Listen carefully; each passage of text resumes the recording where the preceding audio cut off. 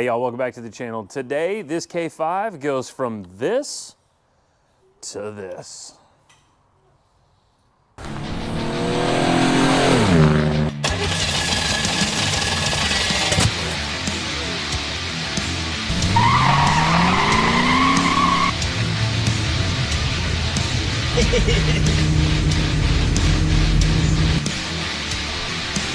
Click that like button and subscribe to the channel. Also, if you would like more content, follow social media at CodyCrafted on Instagram. Hey, good morning. Today we are back on our K5 project. If you haven't seen the previous videos on this one, go through and check those out. Today we replace this Edelbrock fuel making happener with this beautiful Holley Sniper. All right, so one of our customers' concerns has been cold start and having to sit around and wait on the thing to warm up for freaking ever. And he is also getting horrific fuel mileage. The fact that it's a brick on 35s has a lot to do with that. But this Edelbrock, although we could spend some time going through it, our guys are ready to step into the current day. I mean, why stick around in 1900 technology when we can go with some of the latest and greatest? Also, it looks freaking cool. All right, so we're gonna get this swapped out and we are gonna add drivability, we are gonna add efficiency, and we are gonna add tunability for future modifications, should he so decide. First step on this one, we've gotta get that carburetor off, and we gotta get this guy ready to go on. We got some wiring we gotta do. We're gonna replace the distributor. We're also gonna add the 6 EFI box so that we have ignition timing control, not just fuel control. And we're gonna try to make this thing, you know, do it for Dale. All right, I've already got the bolts loose and taken off on here so that we can make this a pretty swap. So we'll do this.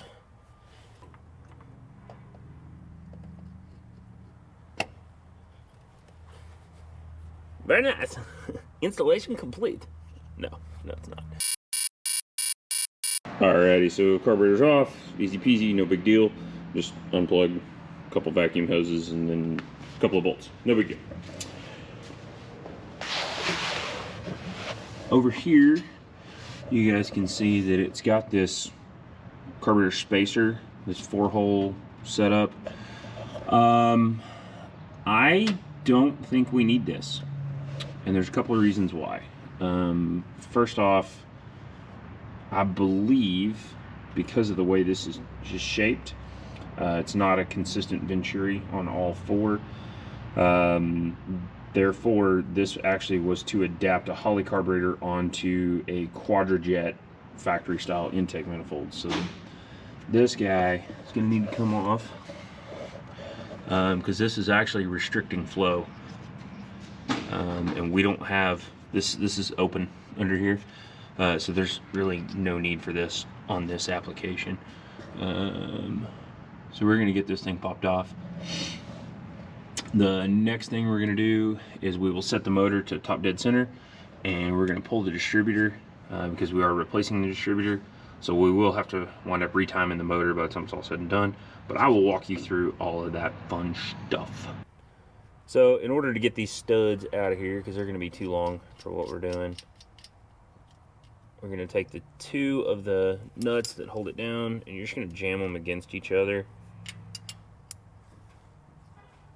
Thusly, you take the bottom one and it'll unscrew easily.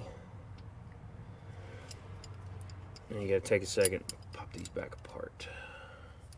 But we're gonna hang on to these because it's one of those deals where having these in our parts bin makes things handy.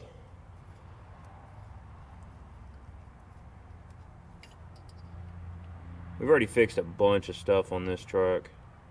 We got the gauges working that were not, the temperature gauge was inoperable, and it took a lot to actually get that to work out the way it was supposed to. We had to swap some sensors around and wound up having to buy a couple different, let's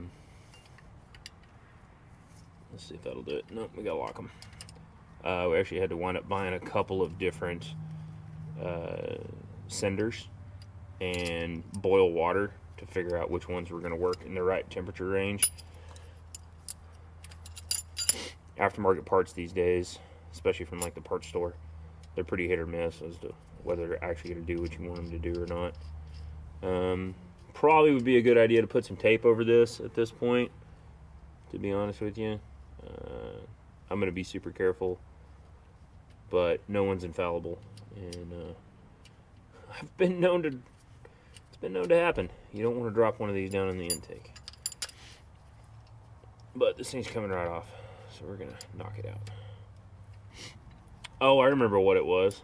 I don't know if we filmed this or not, because it happened when we were going through a round of COVID in the shop and all that stuff, and people were coming and going, and our hard drives were dead. We lost a hard drive and all that fun stuff. But these heads are actually later model heads. They're not Vortex, but that you can tell they are center bolt, so they're like TBI, like 95 heads, and there is no rear coolant crossover port in the intake or in the head, so we weren't getting any coolant flow across the back of the intake, and that's where the temperature gauge sender had been originally installed, and that's why the gauge wasn't working. So we spent a bunch of time swapping around sensors, basically for nothing, because we weren't getting any temperature. Oh, and then they put the little Phillips head screw things in here. Well, that's silly. I'm sorry, flathead. So this being an adapter flange, it's got these little flathead hardware to lock it down. Once again, this is for putting a Holley square bore carburetor, Holley style square bore, onto a quadrajet style intake. So a spread bore is what that's called. We just don't need that because we've got it's a Summit brand intake, but it's basically like an Edelbrock Performer. It's not anything too fancy. So, but it doesn't need it. I would imagine that the previous owner, because this customer hasn't had this thing for too awful long, I would imagine the previous owner, before he put this motor in, was using that Edelbrock carburetor on an original intake, so he just took this and swapped it over with it, would be my assumption. There we go.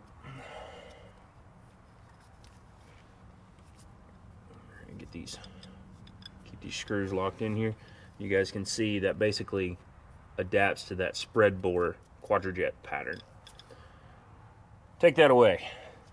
Don't throw it away though. That's in the usable spares stash. We might need that one of these days. I'm gonna pull this right here. Okay, one of the things that you can see is how thin this flange is right here.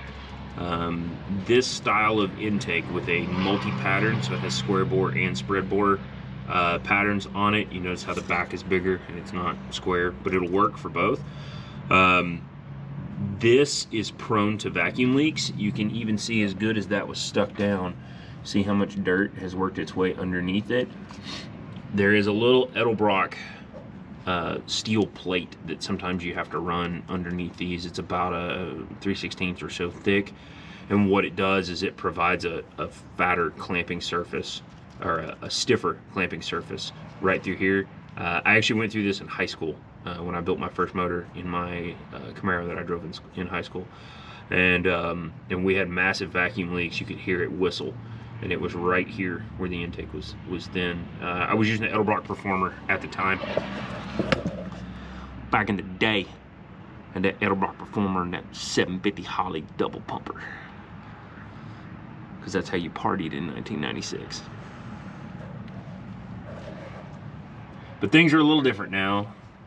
Quadrajets are hard to tune if you don't really know what you're doing on them, and so a lot of guys would just put a Holley on them instead of learning, which is fine. There's nothing to it. But a Quadrajet actually is really efficient because it uses small bores in the front for drivability, and then you open up the back and it goes.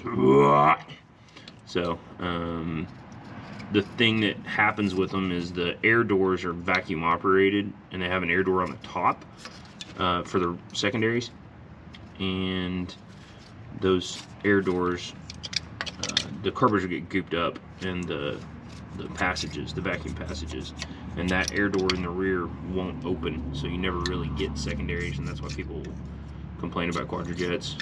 Thermoquad, kind of the same setup, Mopar thing. If you're a roadkill fan, you know how much Dulcich and Freiberger love the Thermoquad. All right, so we're gonna stuff some rags down in here, just in case we drop something, which we shouldn't, but just in case.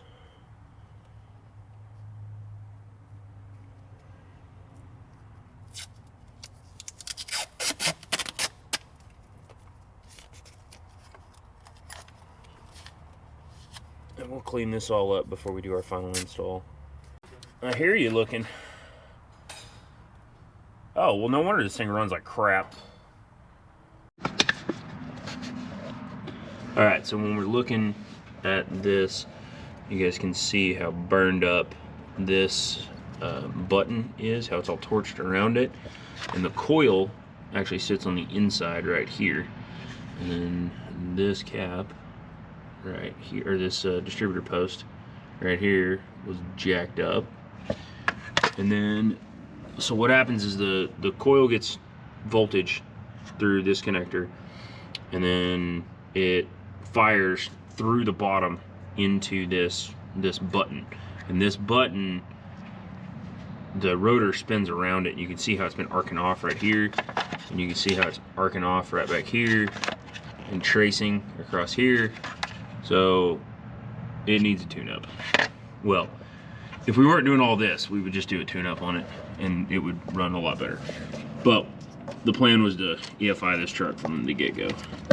You guys can see how torched up the rotor is and how this is bent. I did not do that. That was like that. It's supposed to sit down in there nice and purty. And then our vacuum advance is kind of all over the place. So no wonder this thing kind of ran crappy. Seems like that's, it normally should do like a little bit of that, but I think our advanced spring, one of them is broken or something. And then inside here you have the ignition module, which, you know, probably fine. Those go out, but it's not the end of the world. It looks like there's actually a missing screw on this vacuum advance back here. So it definitely was time to do something. We didn't have to go full Ricky Bobby, but we were planning on that from day one, so that's all right. I'm Ricky Bobby. All right, so we're gonna pull the number one spark plug because we want to turn the motor until air comes out and this points at here.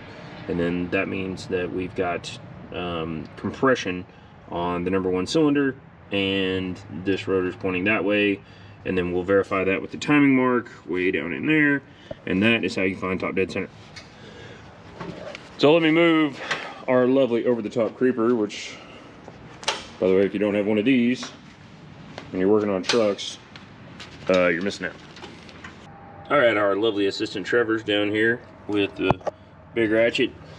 And we got the number one plug wire out, or number one spark plug, excuse me. Number one spark plug is out. I'm gonna put my finger over the hole. Trevor, go ahead. I was looking up there. You're either getting close or you're still got to go all the way around again. Just depends on what stroke we're on. There it is. Okay. Hold what you got for just a second. Let's look at our timing mark. Watch, guys. All right, come on around a little more. All right, I don't see a timing mark. And just a balancer. Well, that's lame. How are you supposed to time a motor when you ain't got no top dead center mark? What the hell? hell. Okay. Keep going, keep going, keep going, keep going, keep going. We're getting close. What is that? Whoa, right there. All right. So it quit moving up. So we're gonna be really close. We're gonna look again. No, there's a timing mark right there. Where? Big old line right across the balance. You guys can see that line right there. That's our top dead center mark. But whoever timed this motor was having a rough day, because that is supposed to point like right there, not like right there. It's supposed to go over this way. People. There's a bazillion hours of YouTube content out there. They'll tell you how to time a motor. You ain't got to do it like some hillbilly in a field.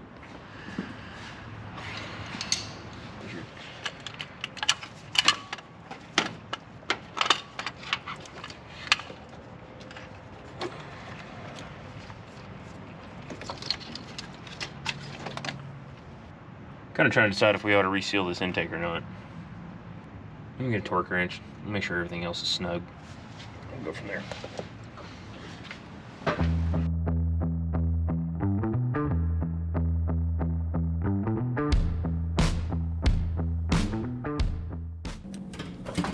Mother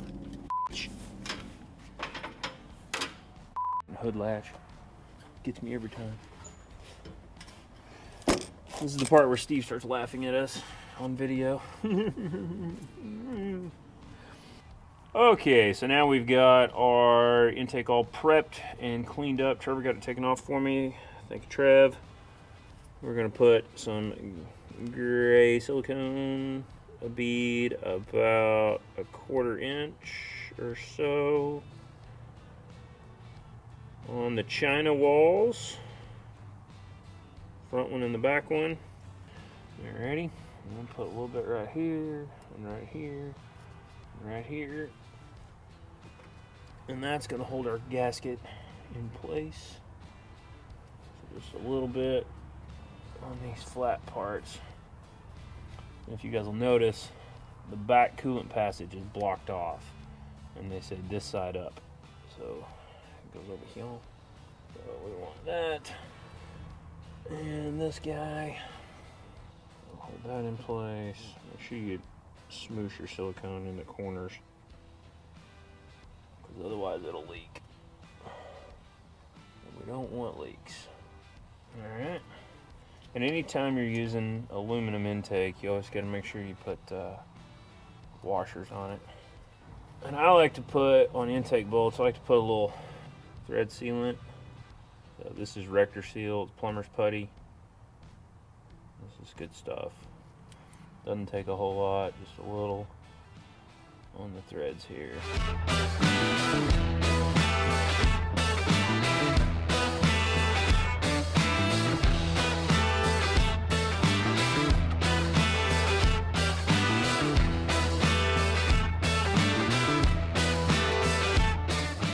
Alright, time to stab our distributor. We've established that we are at top dead center, so that's cool. What we're going to do here, this is a Holley 565-300, and I've taken the oil pump priming tool right here and clocked the distributor drive shaft so that it points accordingly. If it doesn't work, if it doesn't fall right where we want it to, then we'll use that to reclock the oil pump drive shaft. But we want our timing pointer at our number 1 cylinder, and we're gonna see how close I got. And Yahtzee, we're at the alternator. That's probably pretty good.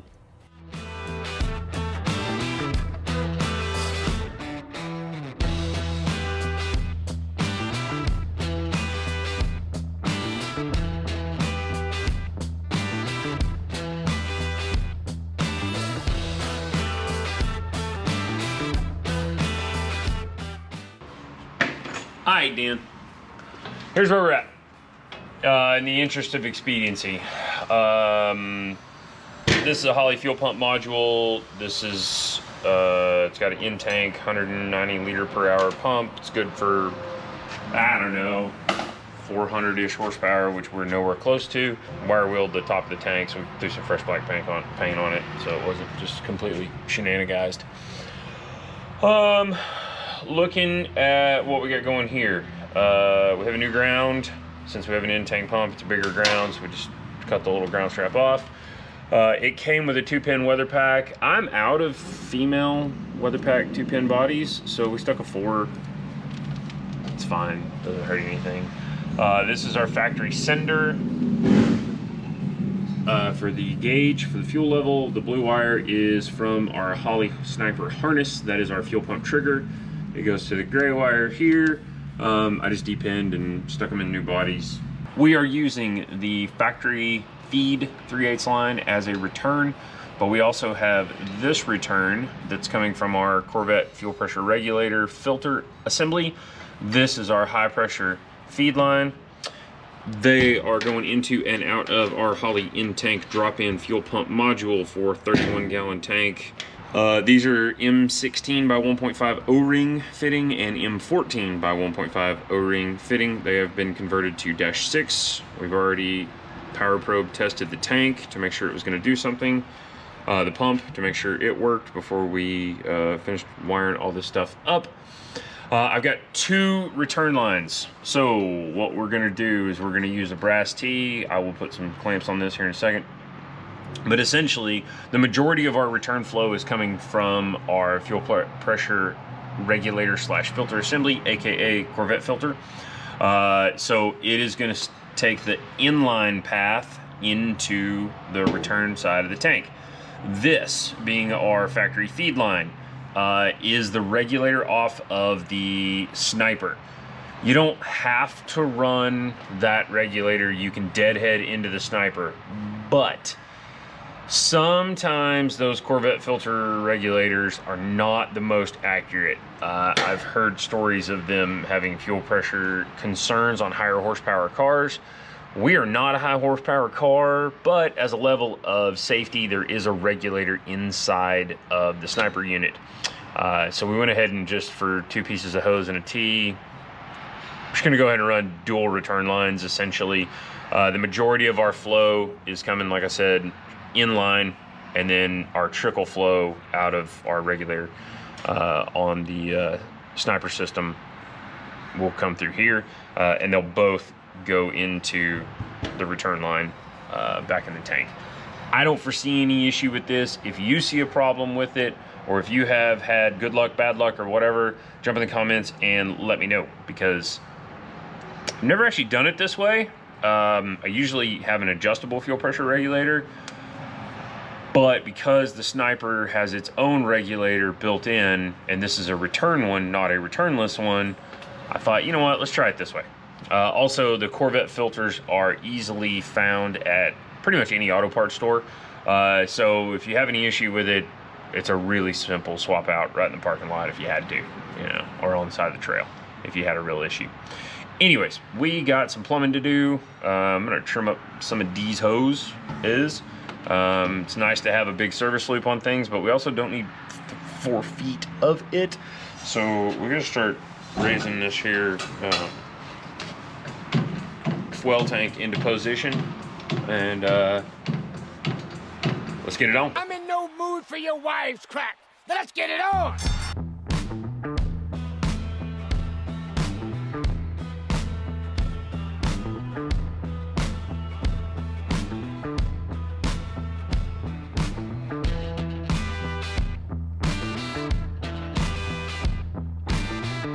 What's up, guys? We're back. Sorry it's windy. We have got everything pretty all set up on our Holley Sniper install. Looking pretty good. Got fuel pressure gauge. We've already shown you that. A little bit of this wiring. These 3 wires are for ignition hot. We are, well, in this pink one here, we're gonna run off of this connector from the factory coil, and so that'll give us our ignition trigger. I've already tested that. That works. These are just temped up because I'm going to relume all of this, and we're going to put a little bus bar because this thing goes away. So I'm gonna put like a little fuse blocker bus bar right here to make that connection nicer, and then we'll finish tidying everything up. A couple of these plug wires are gonna have to move around, but the main thing is we are we're ready to do this. All right, hit it.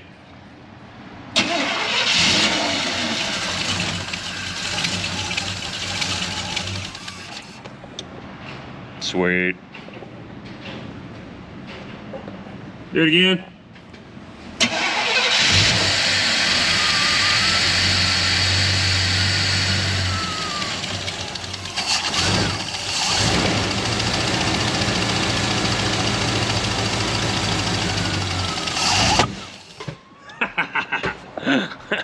All right, so we're gonna play with timing.